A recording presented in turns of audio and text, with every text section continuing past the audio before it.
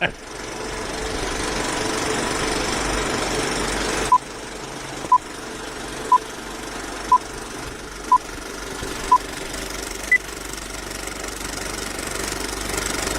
to the next issue podcast. Please enjoy the show. Woo! Here we go.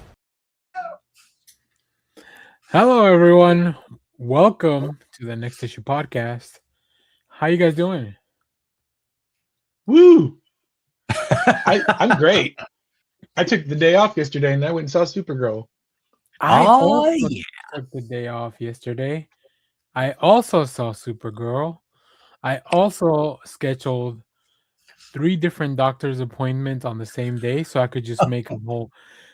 Like, wow, well, they're like things I have to do. Oh, like get my eyes checked, but I figured let me cram them all in the same day, so I have the excuse to take the day off. Right. And then when I'm done halfway through the day, I can go to the theater. I did have to log in and work for a little bit just because something came up, but how do you plan the time frame between each doctor visit? Because whenever I go to the doctor, I'm like, I don't know, I'll be out half the day, I guess. Who knows how when I get there, how long it's going to take. I leave about 45 to an hour in between because I know, and I leave my primary care provider at the end because they're usually the longest appointment. Like the eye exam doesn't take too long, right? Those are they want to get those done so they can get people in and out. And then some of the things just like labs, so those don't take long either. So like I'm not seeing like 10 different specialists or anything like that. Just like, but I do like the fact that you're starting with the eye dilation so that you're just careening into the next thing while you're just like, I can't see nothing. They don't always dilate my eyes. It just depends because my prescription hasn't changed. I'm sure. I hope this is all very interesting to all especially our younger viewers. But listen, well, in my head, it makes sense because if your eyes are dilated and you don't like if the next thing is like you get blood drawn, you're like, but I don't want to see that, so I'm just gonna get the eyes dilated first, so I can't see them drawing my blood second. You can't see when your eyes are dilated, you can't see up close, right? Yeah, you can't see anything, I just assumed that like they were like putting the drops in to dilate Danny's eyes, and they put in the second one. He's like, "Oh crap! I chose a 3D movie." So I would never. Once they develop technology for the movie to be 3D without me having to wear an additional pair of glasses on top, that would be nice. Yeah, exactly. Then I'll be all on board. I mean, why couldn't they just put clip-ons? They should totally be able to make clip-ons for you because it's just another. We have the clip-on technology. I mean, we have the clip-on technology. We've had it for years. Those cool sunglasses from the 80s and 90s that just like go right on top of your glasses. Yep. And that's right. They were cool. And I'll die on that hill. Can we get James Cameron on this? I feel like he makes things happen. So we will talk about Supergirl eventually. Not today. We will talk at a later date. We did just talk about last week the Supergirl Woman of Tomorrow. Yeah. And part of our discussion will be, should we have reread the book before the movie? So stay tuned for that. But in the meanwhile, today we're just gonna go through. There's a lot of news out there. Jeff made a big list, and I had one thing that I really wanted to talk about. And then we'll ask Josh about what comics he's been reading since I actually have been reading. We have to keep him accountable. Yeah, that's true. All right, but starting off with, I think the biggest news, and I'm gonna need you guys to help me out with your geek knowledge. Could this be one of the, if not the fastest, that a comic book has been adapted to an animated medium? Because Absolute Batman is getting an animated adaptation, the comic book from Nick Dragotta and Scott Snyder from the Absolute DC line that kicked off the Absolute Universe, which only came out a couple years ago. Like it had to be what 20? No more than 2. I feel like 2024 for sure. I think. Let's see. I mean, we're over. What issue are we on now? 20 something. Yeah, 20. Yeah, it came out in 2024 in October of 2024. So it hasn't even been a whole 2 years of this. I did post about it on some discords that I'm part of, where people just talk about nerdy stuff. And somebody, I believe KK, shout out if you're watching. If not, what the hell, man? So yeah, KK said that from Action Comics to the first animated Superman was about 3 years from when the comic came out to when the animation came out. I think it was faster than that. I feel like it was within a year. Hang on. Is that the what's The their what's his Fleischer, name? the Fleischer, The shorts, I Fleischer think. stuff? Yeah. Or there's stuff before Fleischer. Action Comics 1 was published in June 38. And the Fleischer Superman, it was right around 2 years. Okay. So I think so, but this is, I mean, Suck this it, is Batman. pretty close. Yeah, suck it, Batman. You know what? Oh, well, wait, hang on. I could Oh. be wrong. It looks like it came out in 41. So that was 3 years. KK's Oh, right. I'm wrong. So Suck it in a good way, Batman. that's the title of this episode now. So Hey. we'll see how long this takes, because animation does take time, and we don't know how long they've been working on this or not. So this could be the fastest. That's the what I will say. That's the one thing about big announcements. Now that I am past 50, like I'm just like, am I gonna live long enough to see it? Like I want to right. get excited, but let me see a trailer. Then give me like, Yeah. I'm like that's when I get excited. Announcements don't really do like that. Sounds neat, but wait, what, am I gonna live long enough to see it? In this economy, probably not. In this economy, yeah. I'm like, not that I'm in any imminent like immediate danger or anything like that. You know, we started off talking about Danny going to the doctor. I'm only a little bit over my annual checkup, so like nothing is coming my way that I know of. But also, do I have 5 years to wait around for them to animate this thing? I don't know. Get to it, Scott. Yeah, because all- he's the one doing all this, right? Well, or Jeff, do your hopes increase when I tell you that it's actually a web comic? Or no, I'm sorry. God damn it, I screwed it up. Nope, I'm heading out to comic. traffic. Yeah. Yeah. Oh, if it's a motion comic, I'm back in because I love those awkward, the transitions. the weird I love transitions. There is So much probably easier with AI now. There's probably no better voice acting in an emotion comic than the Russian Batman from from Red Sun. Oh, Go find. Oh my God, go find those clips. okay. They Hang on, I'm are. gonna look. He's like, the reader is so funny putting on this like Russian accent. Like everyone has a little bit of a Russian accent, but I feel like with Batman, they took it a little bit over the top because he's wearing the little hat, right? Yeah. Which It is was how you Yakov make a Smirnoff. character. It's how you make a character Russian when he's already covered from head to toe in other stuff. Yeah, you just put the little. God, dude. All right. I'm bookmarking this, but just even watching like just screen clips in the search results. God, I hate motion comics with like every fiber of my being. I really like that one though. I think I don't know, that one works. There was a few that they had on like it was like a Warner Brothers offshoot channel, WB Connection or something, where they had a bunch of a few of them for free. I think you could even watch the Watchmen one. That sounds right. Yeah. But now I do love all those old Marvel cartoons where they did it was like preschool motion comics, where they just edited the thing and looking like it. I do like those because those were never meant to be good, and I feel like they knew that. Yeah. And so the reason I love watching comic book trailers is because they kind of have to they try to bridge that gap between like, well, there has got to be a little bit of motion in this like trailer. Right. Just doing Ken Burns zoom on this page. Right.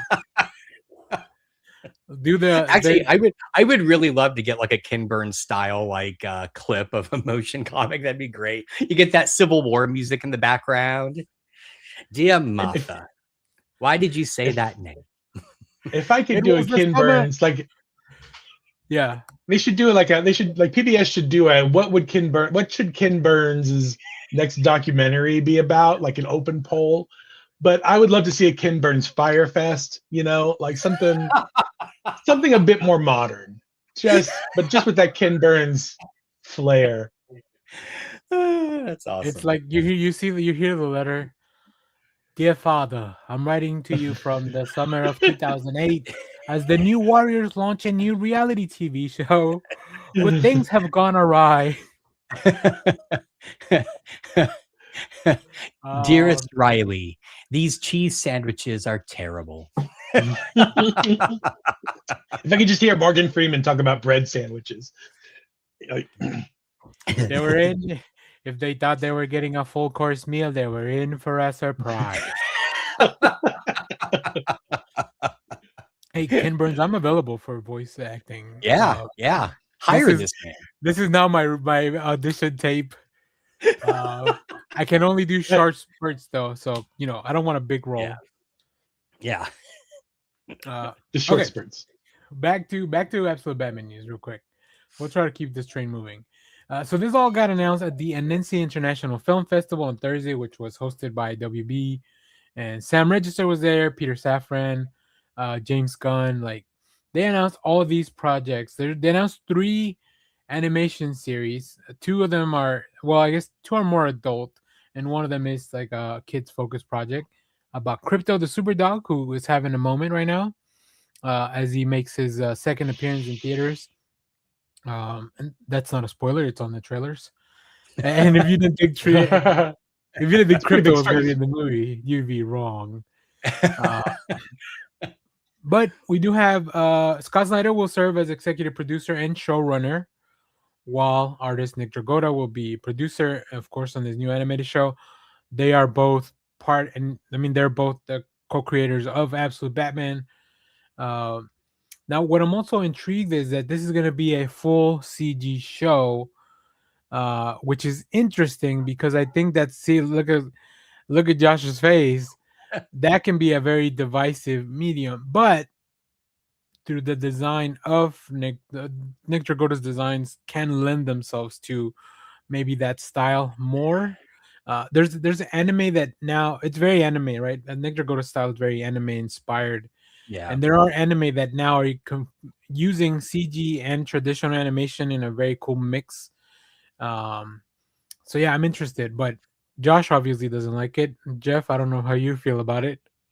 I'd have to see it. It sounds like I'm more wincy with Josh whenever there's like this kind of, we're trying to CGI stuff. Whenever you watch like Justice League Unlimited and you see the CGI parts in there when it's like a ship flying or something, it always looks so jarringly awkward to me. And it's because it's a mix of hand drawn and CGI. And it was also 20 years ago. So like, and it was also 20 years ago. I guess it depends on what you're showing me, because I can see a world where it works, but I also feel like if you're basing the art off of Nick Dragotta, that lends its hand to free drawn kind of stuff, and it feels like you could really push it with. But well, now I want like Toy Story 1 1995 CGI style animation. The bad guys just Sid, but like Toy Story 1 Sid. I'm interested because this comic isn't too far out right now. Like, it is about in the 20s. Yeah. And we don't have we have pretty much 3 full arcs completed. And I would say for those first 3 arcs could make for a pretty exciting season 1 of this show. But then what happens when we get to one of the problems that anime has had in the past is that they run out of manga to get story from. Right. The Game of Thrones problem. Yeah. Game of Thrones. They used to do filler manga arcs because anime would go year round, but they don't do that anymore. Now they do they'll wait a couple of years to do the next thing. Well, and it's also kind of apples and oranges, because the manga publication schedule is still way faster than American publication schedule, right? I mean, they're doing usually weekly installments, This is monthly. Yeah, I'm also kind of worried about another. Well, did they say how many episodes they were gonna do? Because sometimes these things are like it's probably too it might early. just be like 8 episodes, so it probably might only be like we'll try to the get British Scott model. Yeah. A lot of night on the show before then. Because I just feel like that's what they don't produce 42 episodes of animation anymore. And nobody does that. Right. So and it is just like 12 max maybe. Yeah, even X-Men 97 was only like 12, 13, I think, for the first season, right? Yeah. It was not, which even that I felt was kind of longer than usual. I mean, what are Invincible seasons? Invincible seasons are 8, but they're an hour long, so like double what, so double or triple if you count them as 22 minutes. Yeah, so it's interesting, but even with stuff like X-Men 97, those episodes are dense. Like they are condensing almost full arcs into a couple of episodes. And it's where I think it works because they have so much to pull from. Right. With Batman, they don't have that luxury, right? Like I said, there's only 20. I mean, in 3 years, I guess in 3 years we could be all the way to like 50 or 60. Please. Well, and I'm sure he knows where he's going with it. Scott Snyder does. True. So that's true. Yeah, true. He did say he has about 50 in his head, like when he started this thing. Like if they made it that far. But but here's also the thing. If it was traditional hand-drawn animation, that there would be a longer delay. If it's CGI, once you get those models set up, the animation I feel like goes a lot faster. Animators are going to get him in the chat. Get him. Yeah, someone's going to get me in the chat. But I mean, it just, traditional hand-drawn animation traditionally takes a really long time. So I want them to do the Akira style animation where it's like millions of like dots. I want every window hand painted. Who's the horror manga guy now everyone's into that had that Adult Swim? Junji Ito. Junji Ito, yeah, and the way they captured his style in animation, like that must have taken forever. So. Well, in the first episode, and it was nice. The rest of the episode, go downhill? They did not. It feels like they used up the budget, or they got canceled or defunded. Something happened with the production because the first episode is like, oh my god, this is straight out of the manga, and then you get to the rest of the episodes and like. Bro, what happened? And I don't blame the animation. I know there was something that happened. I don't remember exactly all the details, but man, oh man, it was crazy. Yeah, that was. You should check it out. I think it's on HBO. Okay. If you have it, just watch it is the on first couple of episodes. I've only seen the first one, so okay. Yeah, you watched the good one. Yeah, so. What would upset the bros more if when we got our first look at this and it's absolute Batman, but it's in the animation style of like Cuphead, Betty Boop, where everybody's just kind of bouncing like this. Oh, instant fan. I would give me some rubber hose, absolute Batman. That'd be great. Or if it was like Steven Universe, where it was like big eyes and everybody was like super cartoony, and or the inverse. The first clip, it looks identical to the comic, and then Batman speaks and it's Gilbert Gottfried. How can we ruin absolute Batman for everybody?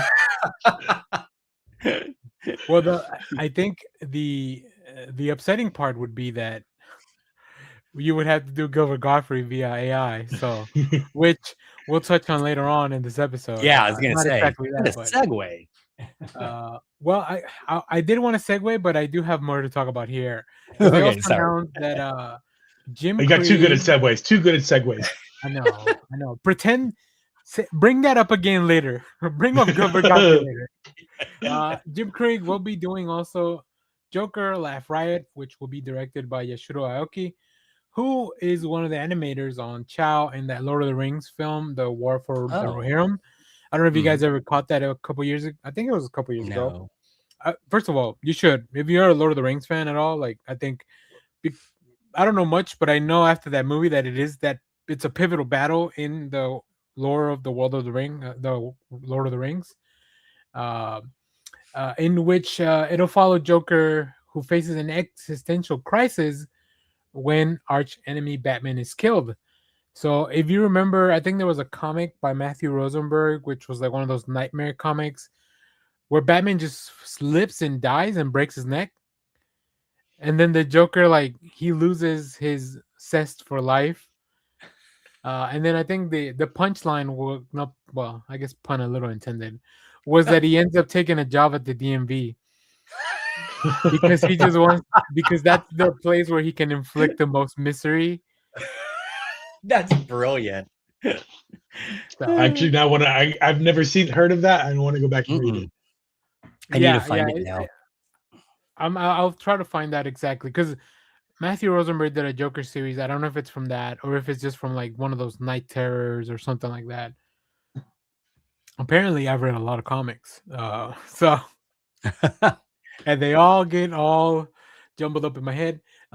The last thing we'll talk about it real quick is the CH Grimvault. It's an untitled crypto project where it's just like follows crypto around, but this is definitely more geared towards kids. So unless it's based off that Ryan North book.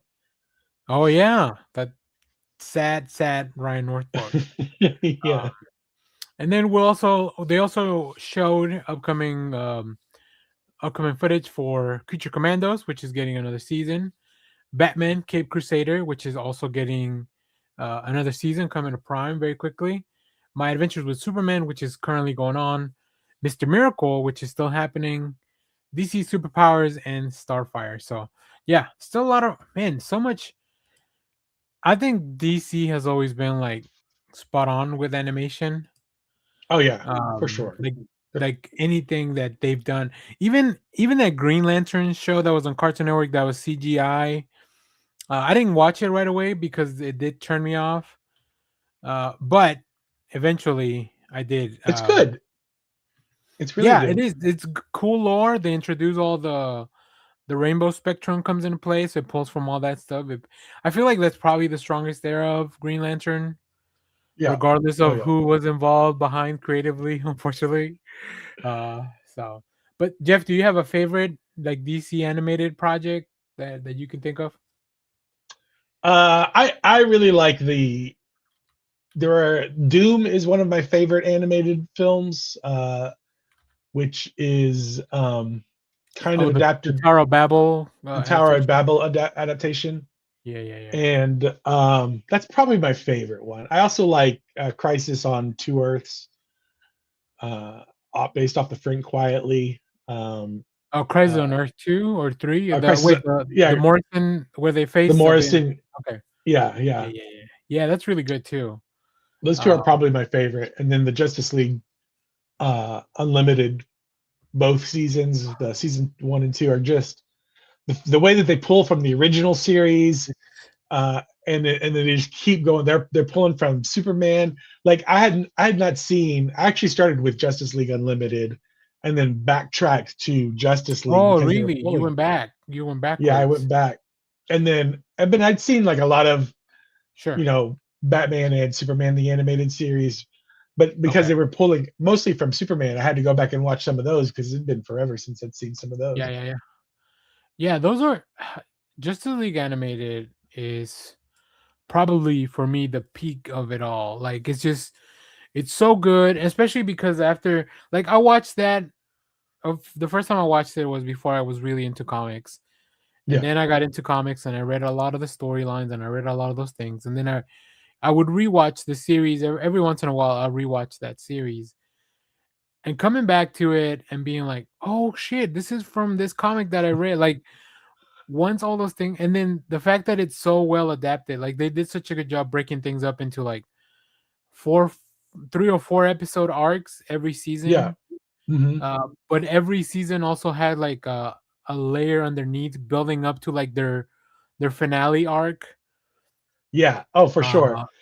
And there'd be episodes where you slowly saw them turning Superman, not necessarily bad, but adversarial against Lex Luthor. And it was just kind of like making the Justice League look bad over and over and over, and the machinations of Amanda Waller behind the thing. Yeah, it was such a good. But like you said, they've always had good stuff. Like Teen Titans was always really good. I love Teen Titans Go too, even though it's a very hot topic cartoon for a lot of people. That one's Justice cartoons. Teen Titans definitely do. The original Teen Titans definitely due for a rewatch on my end. So it's very, I don't know. I'm pretty excited. I feel like DC, regardless of what's going on in the movie world, which we'll talk about more probably when we discuss Supergirl fully. It's very exciting. And if you are watching this and you're watching this on Saturday morning, I will tell you the Alamo Draft House in Irving in Las Colinas will have a little special event for Supergirl in the afternoon where they'll have like cosplayers and stuff, just hanging out. Yeah. I was thinking I'm gonna try to stop by on my way home, even though I've already seen the film. I think you could just probably go into the bar area. Lobby. Yeah, which is it's good to see. Go ahead. I was gonna say it's good to see an Alamo Draft House still trying out there. They have to, but man, they really took a hit with those phones. Like, they took away I feel like that was the one thing that it was like, well, at least they don't do phones. Like, maybe the food decline in quality, but they still don't do phones. And then I did switched. Well, I'll do a quick tangent while we get for Josh, because I want to talk about one more animation thing before we get into into Jeff's list of grievances. My soapbox. Yeah, I did see that. I don't know if you are familiar with Hop Dotty, the burger place. I saw that it was bought out by like some kind of like food venture group from New York, and I was like, it? No. Well, I should go before they ruin it. It's always like I drive past Whataburgers now. Like I used to eat Whataburger all the time, and now they're just the quality because they got bought out by some hedge fund, whatever, and it's just it ruins everything. Like it just ruins everything. They ruin everything. The fact that when they try to standardize things is what ruins things, because the reason that I like this is a weird example, but when Hooters was independently owned, there were good Hooters and bad Hooters. There was Hooters that had a really good kitchen staff and they had really delicious food. And there was other Hooters that you probably just go because that's kind of the area that you were on or whatever, or maybe they had that's your preferred staff or whatever. So Josh is back. We were just talking about Hooters. Yeah, we're talking about okay. Years of experience. We were talking about Hop Dotty, the burger place just got bought out by some kind of venture capital group from New York. They own restaurants, but it's still like So we were making time because I wanted Josh here for the next news. Sorry. This is very exciting stuff. Maybe the coolest news. I don't know if it's the most important news, but definitely the coolest for me. Genndy Tartakovsky is set to do a Conan the Barbarian series for Cartoon Network and Prime Video. Now, if you don't know Genndy Tartakovsky, first of all, shame on you. But we're here to tell you Prime Video and which network? Cartoon Network. And Cartoon Network. Yeah, so I'm thinking that it will be like one of those things that airs in Cartoon Network night of, and then they have it up maybe once the season's over, it'll go on Prime. Right. This is very exciting because if you like the original Clone Wars, and I'm talking about the OG, not canon anymore, Clone Wars with the best General Grievous, if you like Samurai Jack, if you like Primal, those are the most recent examples. But is there any more? Most recent. I mean, you've also got. I just blanked on it. His first thing was Boy Genius. Jesus Christ. Dexter's Lab. Dexter's Lab. Thank you. Oh, Dexter's Lab. That's right. I could hear the voice. I just couldn't. The cool thing is that Tartakovsky said, "I've been trying to develop Conan since 2008, but the world was not ready." But I think because of his work on both things like Samurai Jack and Primal, I think if you take little parts of both of those, you kind of get a Conan story. Yeah, Right? totally. Yeah, absolutely, yeah. But Josh, as the Conan head on here, what would you like to see on this show? What would you like Tartakovsky to? Yeah, I'm really interested. I'm assuming Heroic Signatures is going to be behind it since they control the license now of all of the Howard stuff. You know, they also do the comic. I wasn't just reading it before we started. No. And so I'm assuming they're going to have a big hand in it, which if they do, they've been really good about managing the properties, particularly pulling from the original stories. So I would just like to see, I think, a Conan that, like the original stories and sort of like Jim Zub's comic, jumps from period to period in his life, right?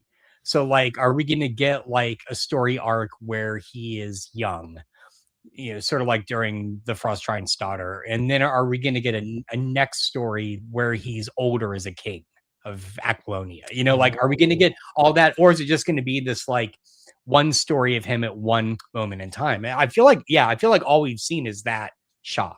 So Interesting. Now, I did read somewhere that Arnie has been working out to maybe do like a King Conan. Confirm that, I believe. Yeah. So that I think it's been confirmed that they are making a King Conan movie.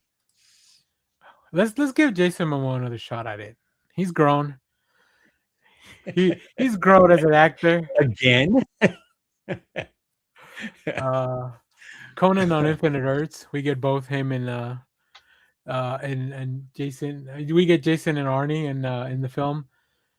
Like, it would be kind of cool to do it where Schwarzenegger is the main character, but there's flashbacks, and in the flashbacks, the younger Conan's played by Momoa.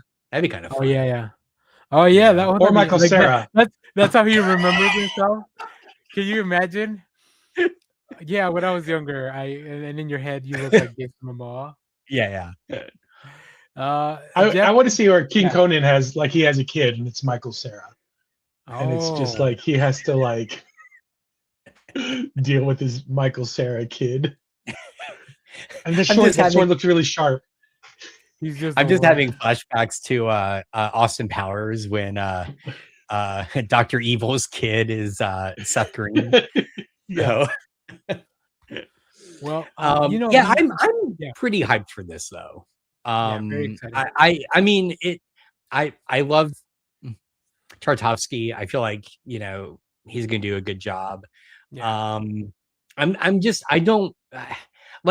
of hoping, like with Jim Zub, they explore other areas of the Conan story. So it reads like he's really been thinking about this, but also like he's a big fan. So I think, like you, most Conan fans like Conan of all ages and sizes. So that might be a fun thing to explore. Yeah. You know, and if they can't get Jason Momoa to do young Arnie, I just hope that they don't use AI. Speaking of AI, Jeff, do you want to tell us about the next thing? Gilbert Gottfried. I was supposed to bring it back up. Nailed it. Sure. I do love a segue where like I come up with the perfect segue and one of you guys just ruins it. That's our role. I thought that's why you brought us on. Yeah. There are a whole handful of news stories that I came across this week, and once I found out that we were not going to be able to talk about Supergirl today, I flooded the doc with all these stories. If you look at the notes, every single sentence there has AI in it, has a combination of words, which is scary. Yeah, you just have to look for it, but it's there. So let's go through it. So our first story is the new partnership between AI24 and Google DeepMind. Yeah, so A24 used to be AI24. A24 used to be, the new hollowed ground for little. I would call them indie films, but right. That's as close as we get to them nowadays. And in this article that I found, it is a Deadline article. So they announced that they were partnering with DeepMind, Google's AI, whatever, but they didn't really get into specifics. So there was a big backlash, and they came out later and they were like, "Hey, look, it's the Black Widow way of thinking from Civil War. We'd rather have a hand on the steering wheel, since it's something that's definitely going to happen no matter what. We'd rather be there trying to help make decisions for the studios, as opposed to just being dictated on how these tools get created and whatnot." Just on like when people talk about the inevitability of AI, yeah, that's just dumb. Like it's not inevitable. You could just stop.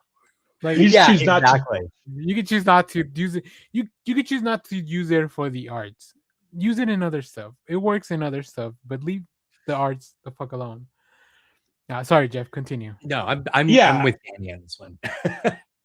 Yeah, because if I were A24, I'd be like, I don't know, use it for spell check. Like that's I don't understand what else you use it for. Syntax. It's for me. It should have never gotten beyond Clippy. Like word Clippy. Like that was good enough. It was annoying, but he did help out on occasions. He, what I am trying to write a letter. Clippy, thanks for helping. Ken Burns, it looked like you're trying to write a letter. Yeah.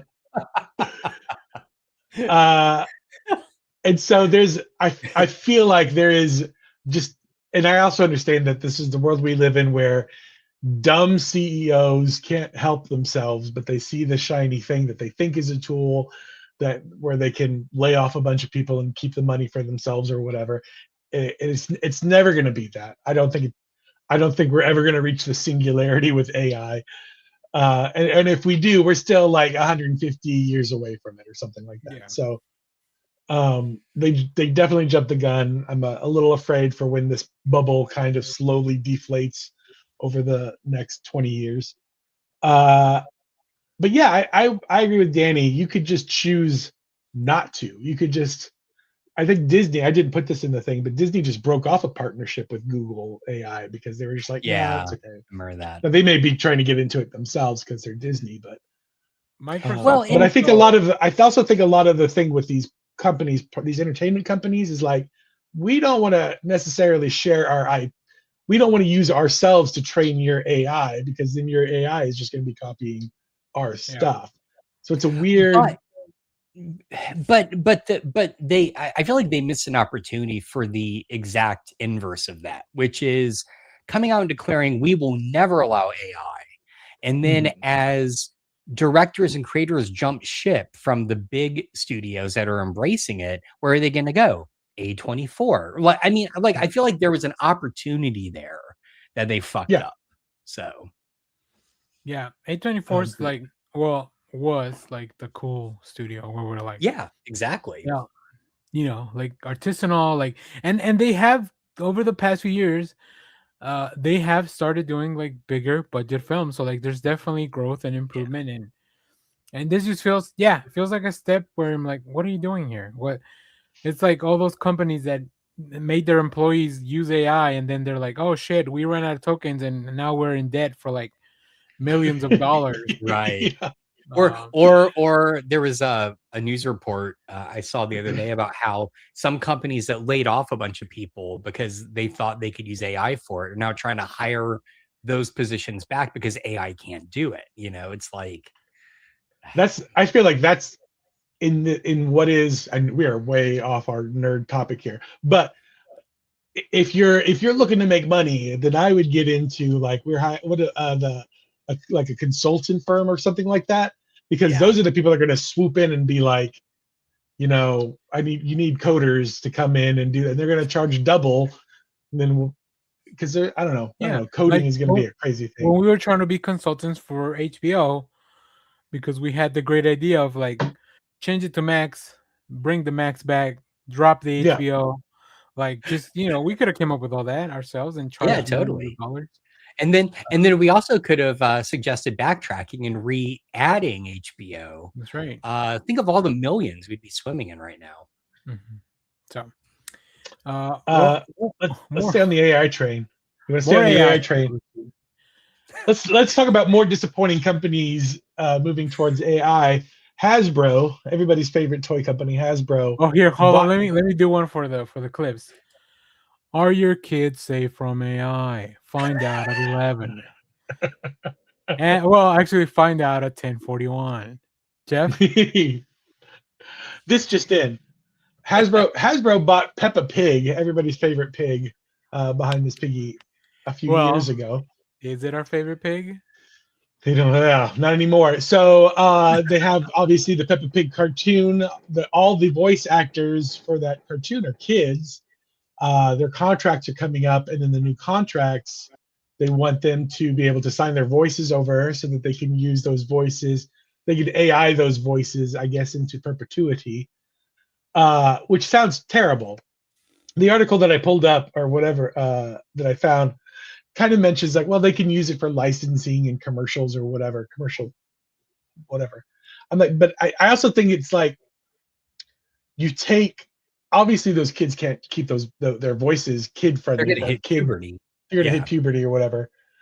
But going forward, like, I just imagine when you try to reboot Peppa Pig 25 years from now or whatever, like, you want a different spin on it. Like, you don't want those same voices. You want a new person to come in and give it a modern feel to whatever you're doing then. So why would you even put yourself in that corner where you're just going to go to the files and just be like, this is what Peppa Pig sounds like forever? Now, saying that, I thought to myself, what iconic cartoon or characters out there would I be as an old man grumpy about hearing that they've been replaced? Because the first time you tell me that you're replacing James Earl Jones's voice as Darth Vader with like somebody else, I'm going to be like, oh, I don't know about that. Gilbert Gottfried is Darth Vader. God. Yeah, that's a twofer. So I have to, like, it's one of those things where I'm like, it's for the betterment of all of humanity. They should not do this, but also like I should be okay with them not doing it also, because I'm like, I have a hard time not hearing Peter Cullen as Optimus Prime, and he's been replaced as Optimus multiple times. But every time I don't hear Peter Cullen as Optimus, I'm just like, that's not a good Optimus. Well, okay, but it was annoying. It was annoying sitting next to Jeff when we were watching Danny. Transformers movie. Like, sorry, go ahead. It's there exists an example of exactly this situation that turned out fine, and it's called Peanuts.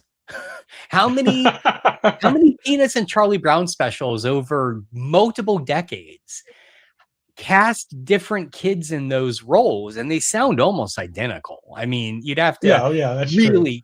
You know, and so I feel like this is again just I feel like many of these studio execs are just have such a hard on for wanting to control this talent and these abilities, so that they in their brains are thinking, you know, just like how many studio execs step in and ruin shit, right? Thinking back to like whoever that one producer was who kept insisting there be a giant spider in the Superman movie, and they Wild Wild West, right? They think once we have it in AI, I as an exec can just go in and type in a prompt to make a script and get that voice, and I'll control it, right? Like this is what bothers me. It's like their role is to help sponsor creative people making shit. And instead, the middleman they want to cut out are the creative people. So, anyway, rant over. Sorry. No, yeah, that's true. I mean, how many different voices has Bugs Bunny had, right? Like, and yeah, there's a transition. Honestly, I feel like only two or three. Well, and this is a big debate over Kermit too. Like Kermit the Frog is another voice that people get really, you know, personal about. But Um, a good voice performer will be able to capture what made those voices special, and Yeah. then make it kind of their own, right? yeah. Ultimately, that's where we should be landing, and that's why Hasbro should not be AIing voices. And as an actor, you should probably solidarity among actors. Don't sign the contract, and pray that nobody else does, because you shouldn't be. If you are you should be looking up for your creative partners, like your peers and the peers that you don't like, the people down the road that you'll never meet. Don't screw them over because you signed a thing. Michael Caine. Yeah, so before we get into that, the verdict is your kids are not safe from AI. They want to take your voices. They don't take your voices. All right, so what did Michael Caine do? And this is the other thing, because this pivots nicely. Michael Caine has signed his voice over to AI and you'll be able to hear this right away, because I think it's going to be on he's AI. Michael Caine is reading the Odyssey right just before the movie comes out. So it's like some kind of, I don't know if it's, I mean, the Odyssey is the Odyssey, so I don't know if it's necessarily tethered to the movie, but I heard a clip of this. Oh, did you? Okay. Performance. It's very wooden, which makes sense because it's just AI, right? Because it's a horse. It's a horse. Touche. That is damn. Spoilers for the Odyssey movie. Wooden whores. Wooden horse left behind. People wonder what's going on. More at 11. I would have had. Oh, go ahead, Gosh. Go ahead. No, I was just gonna say, instead of Michael Caine, let's get Danny DeVito. So it's wooden horse. Well, I was gonna say, I feel like Michael Caine's one of those people that people have impressions of Michael Caine. Like everybody does. A lot of people have a Michael Caine. I would have preferred it if they just invited a whole bunch of people to do their best Michael Caine reading the Odyssey. That would have been 10 times more fun than AI Michael Caine. That's just a prompt problem. The prompt should have been use the Michael Caine voice to narrate the Odyssey imitating Michael Caine. Then we would have had a total Inception moment, right? Where Michael Caine's imitating Michael Caine. Beautiful. In fact, if somebody out there in Hollywood watches this and you have Hollywood friends, get them to do their best Michael Caine, put it on TikTok, on Instagram, or whatever. Have them read the Odyssey just to counterbalance this AI Michael Caine, because I think that would be fantastic. This is where we need Gal Gadot and her friends to, instead of singing Imagine, they just do Michael Caine impressions. Michael Caine impressions. That is perfect. I love it. I love everything about this. Also, as someone who recently tried to listen to the audiobook of the Iliad and the Odyssey, it's kind of a boring book. So I imagine an AI reading of it is probably even more boring. So instead, read this. Madeline Miller's Circe. There you go. Which will fill you in on most of the Odyssey and more through the eyes of Circe. And it's a very well performed audiobook as well. So no AI here. No AI here. All right. And our last AI story, it's only AI because ain't nobody taking nobody's BS.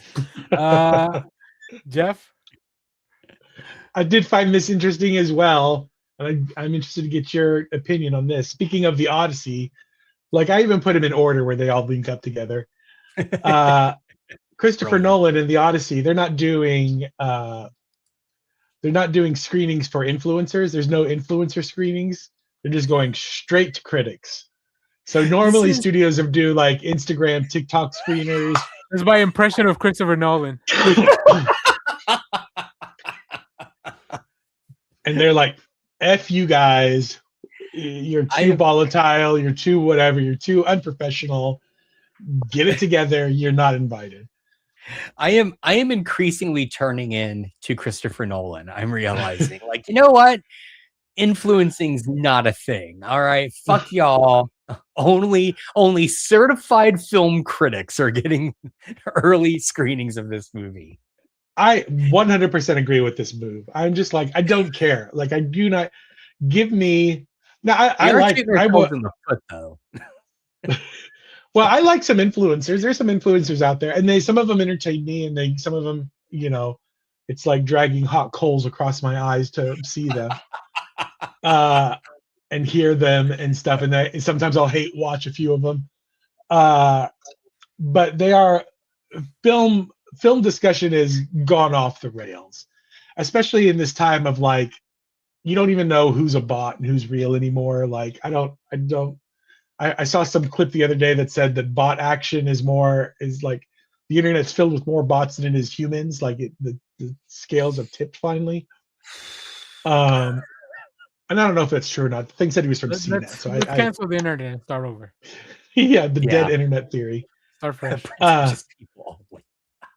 Yeah, but I feel like we need that. We need our Siskel and Ebert back. We need somebody who is going to be like, this is not necessarily the end all be all of the what you should think, but it's a definitive point for which you can start your conversation about whether they're right or they're wrong. But when there's so many, like, I put what's her name, Grace Randolph. Grace Randolphs. When there's so many Grace Randolphs out there, and they all know that being as clickbaity as possible is the thing that's going to get you clicks. Right. So, I mean, we're seeing that with Supergirl right now, where people are very polarized. We saw it with Masters of the Universe. People are very polarized, and I'm just like, yeah, we should go check out that. See if they've made a video. That person that made the Masters of the Universe video. Yeah, maybe they already have something for that. Maybe they already have something for the Odyssey. Even though it's not out. Yeah. How many influencers on each other's shoulders wearing a trench coat does it take to sneak into a Christopher Nolan screening? I do think that they should do influencer screenings, but make them really dumbed down, or show them Jason and the Argonauts and see. Dude, that's literally what I was just thinking. I was about to say the exact same thing. Exactly. Yeah, perfect. And it's like the kids that I'm really dating myself here. The kids that used to only read like the Cliff Notes or watch the movie version of the novel they're supposed to read for class are like, yeah, I don't get this whole Odyssey thing. I mean, first off, why is Jason trying to find this like golden fleece, man? I don't get it. When Brad Pitt, when Achilles shows up. Oh God, yeah. Well, I guess I'll have to sign up for the DFW Critics Association so I can get on Nolan's good side. Do it. They require, so I have looked into it, but they require written reviews, and I don't have a published website because I have more than enough reviews to at least get them to look at it. But I'm not a good writer. So, well, hear me out. Just take your video review, dump it into AI, and say, turn this into a written review. Just transcribe. Well, see, that's why I'm like, this is where the AI tools should come into play. So you should be able to, yeah. And again, they are out there now. You don't need new AI developed. Like, you could just dump your video into a thing, and it's a transcribe. Just transcribe it, and then take my words, clean it up. Take my words and put them on a website. Hang on. Sorry. Can you guys hear that? My neighbor's mowing right outside my window. Can't hear it. Good. Right. Great. Excellent. Great noise canceling technology. Microphone. All right. I think we have one more thing that Jeff wants to talk about, but I want to save that till the end. I would say this one to the end because it's a trailer, and so we get dropped and we don't have to end the episode. So let's do a little bit. I think that's all the news we have, unless anybody out there has anything else that they've seen or want to talk about. Okay. I do want to catch up a little bit with some of Josh's comics Jeff and I do a Sunday show where we talk about our comics on a weekly basis. But I want to know. By the way, this Josh- week is great. This week, I'm still halfway through my comics. So I need that second half. But everything I've read so far this week, it makes it Josh, so hard to pick a. Oh, I did have one more thing. I'll get to it since we're transitioning into comics. I'm gonna yell at Josh while he's in his room. But I just thought of him as I was reading this week's Flash. Have you read this week's Flash yet? No, it's in my. So I have organized my giant stack of comics because when I keep them in my closet over here. When I opened it the other day, there was a stack tall enough to basically fill a comic box. So I had to buy a new comic box. So I spent the other day sorting all these so I can file them away, but I'm trying to read my current unread stack so I can fit them in to all this. So anyway, before we get into your comics, Josh, real quick, I want to ask you guys, because y'all may know more about this. There's a comic coming out next week that is The Last Starfighter. Yeah. But I don't know much about The Last Starfighter. I never saw. I think it was a movie, right? Yeah, dude, go. There's only one movie. Okay. For years, they wanted a sequel. They did. What can y'all tell me about The Last Starfighter before I read this? It's great. I'm not sure about the comic, but it's so he's a little kid, lives in a small town. He's like a teenager that lives in a small town. He's a small town girl. He's a small town girl. So from what I read on the first page, he plays a video game and then he wins, and that's how he gets recruited. Yeah. So there's a stand-up arcade game in the town. They only have one video game. He's really good at it. He wins. He gets the top score, but it's like a secret test for this interstellar war.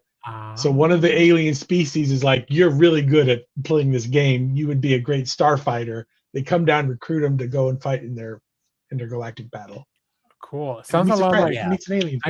I keep seeing the TikTok keeps showing me that Ender's Game, the last scene of it, where it's like where he finds out what the game was really about. Have you guys seen Ender's Game or no? I've not seen anything. Oh, interesting. Well, it's similar premise where the whole movie is like Harrison Ford and Sir Ben Kingsley are trying to train these kids in a game to prepare them for an upcoming war. What they don't know is that every time they play the game, they're actually like controlling real ships and stuff. Oh. And the twist is that, sorry for anybody that I'm ruining Ender's Game for. The twist is that Ender chooses to destroy this planet, which is like the most violent option, and commits a genocide unknowingly because he thought he was playing a game, preparing for a future war. Oh. But what the adults hid from the kids was that, but for some reason, because kids are better at video games, they figured, let's use them for this. But so I started reading The Last Starfighter yesterday because we're doing a review. Well, I'm doing a review for it. It was kind of late. Otherwise, I would have asked you guys to read it. I forgot we had this. I can still send it to you if y'all want to check it out. Well, is it this? I mean, this question may not make sense if you haven't seen the movie, but I'm curious: is it just retelling the movie, or is it a sequel? It feels like a sequel based on the first couple of pages that I read, because the first page recaps how he became a starfighter. Which I think the character looks old on the cover, like a full-grown adult male. Yeah, he does. Yeah. Definitely go see the movie if you've never seen it. I love the movie. I think it's great. It's, to me, it's one of these classic examples of how richly innovative and creative the 80s were.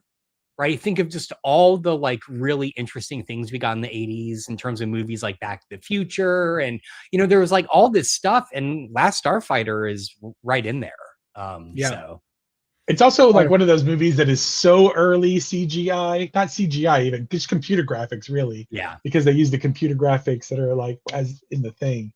But I like that time period because you're still using practical effects, but they are kind of playing around with some of the new computer stuff. I just wanted to show Josh this. What is this? This is a whole choose your own adventure panel of 32 different options. Like it's like a 32 panel double spread page of choose your own. There's like little flashes in between each. I love Ryan North. God, he's killing it. Yeah, but so good. this blew my mind. Godry's he's doing such a good job of like drawing Flash too. Yeah. All right. Well, that's a good place to ask Josh. What have you been reading, Josh? And then Jeff and I will tell you if we liked it or not. And then we'll maybe tell you what you're missing out on too. Well, sorry. So I'll say this is going to be scattershot. The structure of the show. Well, the stuff I'm most behind on was the stuff I had the most of that I haven't gotten to yet. So basically, all my DC comics I'm behind on, and all my Energon universe I'm way behind on, way behind. I will say this though, I've been reading the new Zatanna series, which is great. The idea of her basically being like DC Sorcerer Supreme is really, really fun. And she's great. So I've been enjoying that. Prime Agents or something like that. She's called, right? The Prime Yeah. Agents? Yeah, that sounds right. I'm still reading Conan. So as I was saying earlier, I picked up that same cover. Not because I'm reading it, just because it was a really cool cover. It's a cool cover. Yeah, I'm really, really enjoying Conan. It just continues to be good. I need to read that. I have the first 2 issues of that Conan Dragon Arrow. Oh yeah, crossover. Dragon Hero. Other stuff. I did get caught up last night on Thundar. Ooh, which that's issue 1. This was my issue 5. This book is fucking incredible. It is really good. It's actually turned, like, if you remember when the first one came out, I said it feels like this is an origin story of the 3 of them, but then it's not, because you're getting the moments of them like normally, right? Yeah. Of Thundar, Ukla, and what's I her forget name? their names. Yeah. Anyway, but the more you read it, the more you realize, oh, this is their origin story. There's some time travel shenanigans. It's great. Are you guys still reading this? I was waiting for the arc. I'm waiting for the arc to finish. We should get a collected edition preview at some point, so I'm probably gonna go back, because I did really enjoy, especially after our conversation on the show. I really enjoyed that first episode. There's only so many barbarian things that I can be reading at once, though. I got barbarian quota. I get that. Yeah, my barbarian quota is pretty full. Oh man, it's great. It's so good. Nice. It's so much better than it has any right to be, and it's a perfect team with Jason Aaron and Huber Bale. Yeah, I think that's what you said. Yeah. So there was that. Another thing I've caught up on, which also, speaking of too much barbarian shit, Babs. Oh, the Black Road South. God, I like that Josh's reading list is just barbarian books. Yeah, I know, right? Right. This is the cover of the most recent issue. This book is so good. It is genuinely hilarious. It's not, I would say, in the second story, it's not continuing a lot of, I think, the social satire the first one had that was so great. But it's just really doubling. This whole thing is basically a parody of Lord of the Rings, this storyline. But I want you to imagine, what if Lord of the Rings was written by Garth Ennis, because that's basically what this is. And you can just go from there. So he's definitely not as religious as Tolkien was. I'll just show you one panel to give you a sense of what it's like. Let's see if I can find it. Hang on. I do love it. So it sounds to me like each arc may be satirizing different things. That would make sense. Yeah. So, which is still also a fun approach to do things. Well, although the what I would say made the first one so great was it was basically satirizing toxic masculinity, and that's not really just like a fantasy thing. So That's true. That's God true. damn it! There's one panel I'm trying to. Let's get into. Hang on. I just want to find this. Just so yeah, here we go. That's why I never give Josh a heads up about anything. Yeah, I know. I Right, want right. to see him squirm on camera. I am definitely squirming. Let's see. It should be. Yeah, here we go. All right, ready? What the? Is that a gimp? I will say no more. So anyway, so that's Babs. Come to Josh for all your gimp content. You're welcome. Speaking of AI, I also caught up. Apparently, I'm only buying Cruel Universe now because I guess they're not doing There's you know what? Yeah, I think that the horror one's kind of on hold. yeah, like it's kind of done. So I just read this one. I just picked it up. There's also again another good AI story in here that I quite liked. So yeah, those are so much fun. Like they're so good. They continue to kill it. Kind of a random thing I picked up. I don't know if anyone else got this. No. I don't even know if I'm sure they had that at my shop, but that doesn't look like something I saw. So this is I forget who the artist is that did this. And I would look it up in the book, but the problem is you can't because the entire conceit here is this is a 1950s EC style comic. Like it never breaks from that. Oh, even down to the back cover is just a repurposed old ad. But what's great is this this artist basically just worked to make every story kind of like a mad parody. So you have the Pride of Frankenstein, but it really the art style is perfect, but it kind of updates everything for the 21st century. I'm gonna have to go back and look for that. It's awesome. It's good. It's really good. It gets a little spicy in places, which is fun. So like I like this, the parody between the novel and the movie. That's pretty good. Yeah. So anyway, it's good. Ape. Ape. And then I think the very last thing I was going to point out. So my buddy Mike, who I've known since high school, has a fun side gig now where he's always been a comic collector. We worked at the comic store together back in the 90s in San Antonio. He's always been a collector, but he's really gotten back into it the past like 5-6 years. And so now he does a thing where he will seek out interesting, like sometimes actual key comics, like, and then sometimes just interesting shit. And then he will sometimes get them slabbed and graded, but then he will do these live streams on Instagram and basically put some of them up for people to like buy and claim. And so he's reselling, Josh. That's not a new job. Yeah, true, fair. It would be to me, let's put it that way. So he was doing this last weekend. And I wish Josh's story was like, my buddy's got a really interesting, fun side gig where, listen to this, he goes to Target and takes all the Pokemon cards from the children and then he opens the boxes, makes videos, and then he sells all the cards at like triple the price. It's such a fun idea. And what makes it really great is he only does it when kids will cry.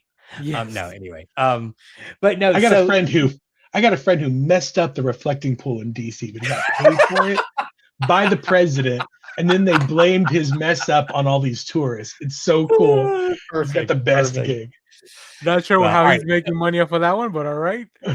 Well, this is unique to me. Let's put it So he was doing a live claim sale stream last weekend, and I was at my desk and I got a notification, so I just hopped on just to watch and like, you know, shoot the shit with him and everyone but I ended up claiming 4 books. Oh, And I want to this is share now them a with you. haul. Hold on, this is now a haul video, Josh. So we got to put you on the spotlight. Oh, okay. Oh boy. One is this. Nope. Where's Jeff? Hold on, Jeff. Uh-oh. There we go. There we go. One is this, just because I really like the Joe Kubert cover. Ooh, Oh, that's cool. That's pretty sick. Yeah. One. I'm trying to do these in order. This one will make sense. I really wanted to see what the earliest non-mini comic He-Man was like. This is part of the 3-issue miniseries from DC. A little more explicit of a cover than you would have thought for if you really think about it. Well, and it's funny. I had to look it up because in the first page he references being Prince Adam, and I was like, I didn't think that existed before the Filmation cartoon. Oh, yeah. This came out the same year the cartoon did, so I'm wondering if Filmation sent DC like lore? some yeah, exactly, or something. I don't know. It was intriguing, so I picked that up. This again will make sense. I picked this up only because the back cover has a Frank Frazetta Madman pinup. And so I was like, I want that.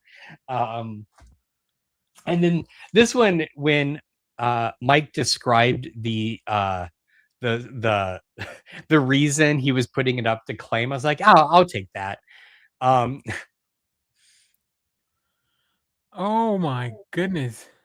Crystar Crystal Warrior issue 8. The reason he put this up is because, do you see the skull at the bottom? Yeah. Danzig took this and traced it, and it became their Danzig skull logo. Oh, really? that's crazy. cool. Yeah. So it's also just a kick-ass cover. I mean, it's really nice. Very nice. Who's the artist on that? Shit. And now these are all also for claim here on Next Issue Podcast. So No, they're mine. They're mine. Next week we're gonna open Josh's cabinets behind them and start putting like sneak in. Yeah. So anyway, so that's just some random stuff I've been yeah. reading and buying. Well, the title of this episode is not Josh Discovers Reselling. Sad but true. Sad but true. Jeff, do you have any recommendations for Josh? That things that because I have one thing that I'll send his way, and I'm sure you've seen it. Maybe you just haven't been to the shop, but I guess this is for both of you, and a little sneak peek of tomorrow's episode, which is not. I would tell Josh to read Doom Quest if he's not reading Doom Quest, because it's another Ryan North. I am actually. I'm really enjoying it. And I have a really nice black and white edition of #1 for you because I have a bunch. Also, if you want one of these Jack Kirby Doom masks, heck yeah, I have one for you in clay. So yeah, this second I did issue, forget to mention. I am reading Doom Quest. The second issue of Doom Quest was fun, but if you haven't picked this up yet, I did see that title. Okay, it's so good. Is it good? I've been waiting for a Wolfman. I've been waiting for a Wolfman book, and we finally got it, and it lives up to everything that I wanted in a Wolfman story. So, do they make him look like Lon Chaney Jr.? No. He looks exactly like Michael J. Fox. No, actually, he looks exactly like Jason Bateman. They couldn't get Michael J. Fox. They couldn't get that. Yeah. All right. He might look like the kid from Teen Wolf, the MTV Teen Wolf show, though. Oh, yeah. Tyler Hope. That's super. I never really watched it. I just knew it was there. Maybe it's because there is a bit of an age gap, but I definitely watched the first 2 or 3 seasons of that, and I was like, "Oh, this is good." And there's a lot of pretty people in it. If I'd been younger, I probably would have watched it for sure. But it was just to listen. One of the reasons I said I've never watched Euphoria is because I always felt I was already too old for that. and I don't want to see high school kids do whatever the heck they were doing. Josh, do you have anything that you guys have been watching, or movies or anything that you've caught since that you want to highlight since last time we saw you here too? Well, I mean, it's not here, but like the overall catch-ups. Yeah, it's all kind of old stuff. So Hazel's been making her way through the Kevin Smith library, and the other night we watched Dogma, which I had not seen since it was in the theater. So I was coming at it pretty fresh, actually, which is great. It's so good. So good. It is really good. We are continuing our Breaking Bad watch through. So I think we're on season 3 now, and there's only 5, right? So, but almost every night we watch a Breaking Bad. I got all the way through Harley Quinn. Nice. And I'm kind of sad that it just kind of stops. Like, I haven't read anywhere they're making a new season. I think they are. I think they announced a new season, didn't they? Really? Okay. There's one more, I think, to close things out, if I remember correct. Especially if I remember where things left off. I do. Yeah, I'm pretty sure they announced a new season. I do love watching the opening of it, and it kind of seamlessly, it goes from the Snyder era to the Gunn era, just like you can only tell by the opening. God, that show is so good. We can never look at Brett Goldstein the same way again. You mean you don't see him as Hercules anymore? No, which, man, that was never realized, was it? So yeah. When is he in Doomsday? Who knows? Is he in Doomsday? Who knows? Who knows if that will ever come back? Yeah, but that's mainly it. Just you know me, I don't watch things, so when I do, it's like 8 years old. Well, if you guys need another, been watching MASH? Did you guys know there's a last episode of MASH, and then there's a sequel? After if MASH. You need another dinner time funny show, and you guys haven't seen Hacks? Oh, we watched the first. We're behind by 2 seasons, so I know it's over now. Yeah, it's over now. I know so it's over. Watch it. But yeah, we've watched the first 2. We're currently watching Scrubs because Jen and I watched the reboot, or the revival, I guess, and then now we're watching the old ones. Okay, very nice. So yeah, I love Scrubs. We do need to catch up on Hacks. I love that show. Hacks is such a funny show. So cool. All right. Do you guys have anything else before we check out this trailer? No, I'm so interested in this trailer. This might be a little. You'll probably watch this before Supergirl, Josh. But I'll show you. Okay. I found the whole thing. I found the whole thing, Jeff. I hope we don't get kicked off for showing it. But let's talk about it before we show it. Because it is very interesting. You're right. I think it's very interesting. We were talking about selling all of Josh's stuff, a la Risky Business, when he's out of town. That was my transition. I was gonna come up with a while back. But when I went and saw Supergirl, there's a trailer for the new Inurot 2 Tom Cruise movie, Digger. I'm very curious about it. I like it when Tom Cruise works with big directors that aren't his Mission Impossible guy. I can't remember his name. Christopher McQuarrie. Christopher McQuarrie. But when he works with other directors that might push Tom Cruise a little bit, because I think Tom Cruise likes an actor as director. He likes a challenge. Yeah. He likes a challenge. What's interesting about this trailer is the first minute and a half, 2 minutes are nothing but clips of Tom Cruise in other movies. It starts with Top Gun, and it just goes through pretty much his home filmography, little 5-6 second clips, whatever. What I find curious is when we watch it again, I'll have to take note. I didn't notice any movies with Nicole Kidman, now that I think about it, which I think is funny. But No Eyes Wide Shut, huh? Nope. All right. No Eyes Wide Shut. Days of Thunder? No, what is it? Away from Far and Away? No Far and Away? Yeah. God, they did more movies than I remembered. Days of Thunder is one. I think that's where they met, was Days of Thunder. I could be I wrong. think it was Far and Away. I thought it was Far and Away because Oh, it's was an it? Irish Okay. movie. Yeah. Okay. Anyway, so they go through pretty much his whole filmography, and the clips kind of. I think even within the clips, like the voiceover says, it all leads up to this, and then it's like a tiny little cut trailer for Digger. But in a world, and the world that we live in now is all the studios In the world. rely heavily on IP, or what can we turn into a franchise, and so it's all about the property. It's almost never about the actor now.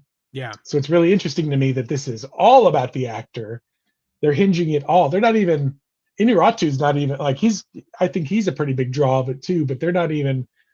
It's kind of in tandem with Tom Cruise. They're like, Tom Cruise is doing this Inarritu movie, but it's Tom He Cruise gets my buzz doing in this seat movie. for sure. Yeah. So Yeah, so I think it's really let's interesting. Check it out. Let's check it out. I thought it was very interesting too because I didn't know what the hell was happening.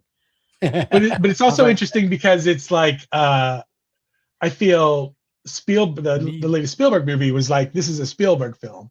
Don't think Yep. about it as an Avengers or whatever. Come back to the movies for the creatives.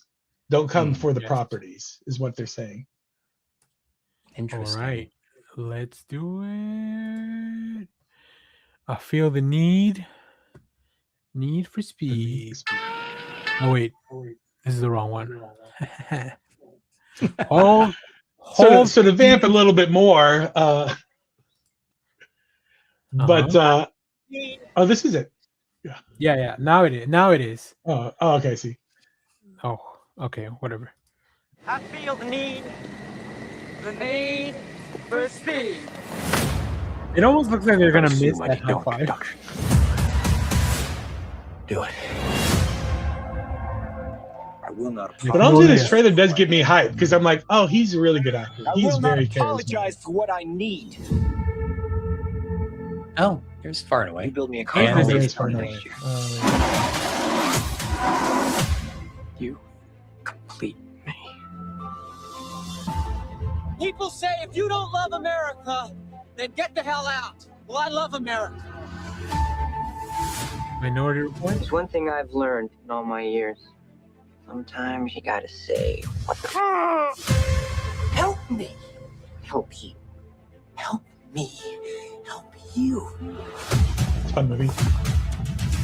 You have to die. Every day. You right, Cage? I think I broke something. You know how you handle an actor? They whine about anything. You pull down their Yes. pants and you spank their. Another Thunder movie. Rocket I'm a Thunder. hero. I am not a hero. I mean to beat you to death. And Jack drink your Reacher. blood from a boot. Show you the money. Louder! Show me the money! Show that shit! Show me the money!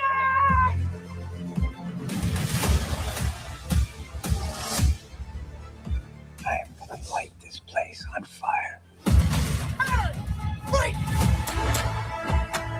And we got to make the best of it. Darwin, shit happens, I Ching, whatever, man. This We is all. gotta It's roll. also good at showing me how many Tom Man, Cruise movies what- I have not seen. Yeah, same. Justin, did you order the code red? You're goddamn right, I did. Beautiful! You again? Wouldn't have it any other way. Yeah, baby. I should have died so much. I love this movie. before. I've honestly never seen that. Lightning doesn't strike twice in the same place.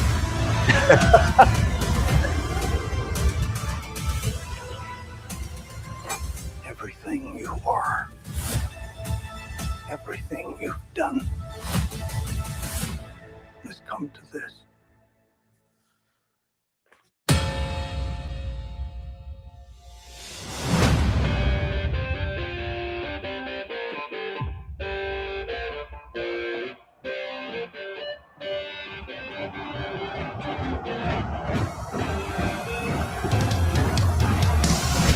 When all else fails, you hit it with the truth. You know, the hard truth. Just bang, bang, bang. Woo! Woo!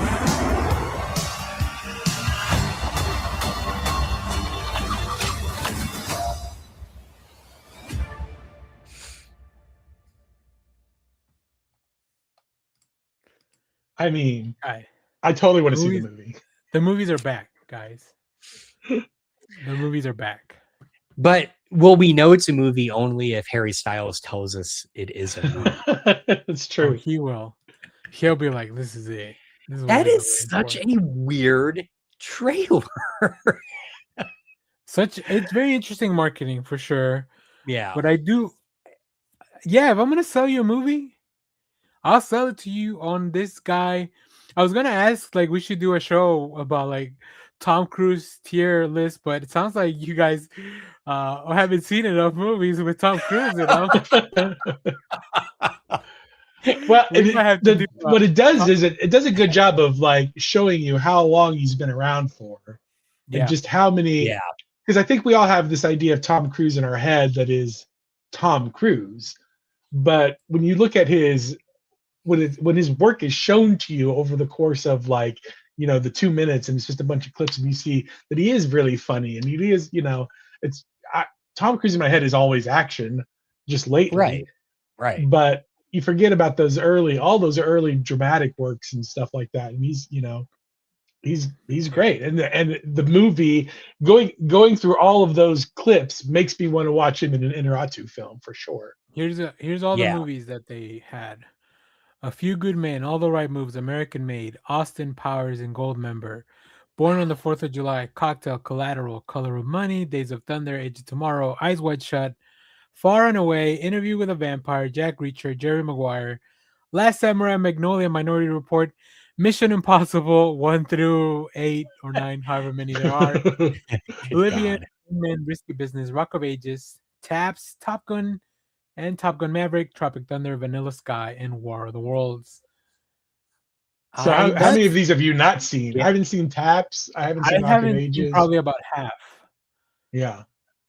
I haven't seen. He's gotta I think I've seen A Few Good Men, but it's been so. I would like to see a lot of these again too, like because I know it'd be like the first time. Josh, are you frozen or are you just holding up? Oh, okay. No, sorry, I'm counting. You were how like many of this these for a I've while. seen. Tom Cruise broke Josh's 4, brain. 5. I feel like you could show me a random clip of either Vanilla Sky or Eyes Wide Shut. Eyes and I would Wide not be able Shut. to- Yeah, we It should would be play like, a which one is game. which? I'm like, You know what? We might play a game called Eyes Which Wide is- which Shut, Tom Vanilla Cruise- Sky. I've only seen 11 of these. Oh, that's crazy, Josh. Well, now I got to count for sure. And there is definitely a point in his career where I just drop off, and it's right around Mission Impossible 2. I think the most recent of these I've seen is War of the Worlds. I've seen 19 of these, but the Mission Impossible movies make up for a lot of it. I've only seen 2 of them. I've seen seen all of them. 24 of these. Oh, damn. Wow. Jeff wins. I've need to missed watch- like the last couple of Mission Impossibles, like a lot of the early ones I haven't seen. Yeah, all my stuff is Taps, Rock of Ages. Magnolia is a movie that I would probably not watch just because I'm not a PTA person. I like Magnolia. I mean, it's one of I've those movies heard that I it's can good. watch It's like one of the- once or twice, maybe. But Yeah. Wow. Well, yeah. Well, you know what? We'll put that on the deck. We definitely got to do a Tom Cruise thing, especially closer to this release. Maybe between all of us, we can tier list. I mean, Clay too. I bet Clay. Well, I don't know. I feel like Clay might have seen a lot of the older stuff, and then as soon as Scientology stuff hit, I'm like, maybe he dropped off of Tom Cruise. It could be, although I feel like he's seen all the MIs, right? Or no? No, he's a Fast and Furious guy, so I don't know. I don't know how many franchises he's got in him. That's true. Well, great. Yeah, I think that's our show. We did it. We got to the end. we did it. What's coming up on the channel? Well, let me tell you what happened before, and then what's coming up on the channel tomorrow at some point in the day, maybe early. I'll let you know, Jeff. Tomorrow we'll do our comic book show on Sundays, but I gotta give time for Jeff to read some comics. You can do that while you don't watch Night of Champions. That's airing early because it's in Saudi Arabia, or in between World Cup games. They don't even start till 4 o'clock today. I've got all afternoon. Yeah. So you got plenty of time. I will be, because we delayed our Supergirl show, I will be putting out my own review, would be very non-spoilery, and I will avoid any conversation about comparison between. I already have the script, so I'm not talking about anything adaptation wise. Also, if you're a fan of anime, I went to the theater to watch that new Bleach thing, which gives us a preview of the upcoming season. So if you like that, stay tuned. And then a bunch of comic reviews for next week. And there's some comics are good. Comics are real good. They're killing it. Whoever said comics were gonna die a couple years ago, boy, they were wrong. They were wrong. Yeah, they really were. And then go check out our videos from last week where we cover the full John Romita Jr. cover saga. So there you go. All right. Do you guys have anything else before we get out of here?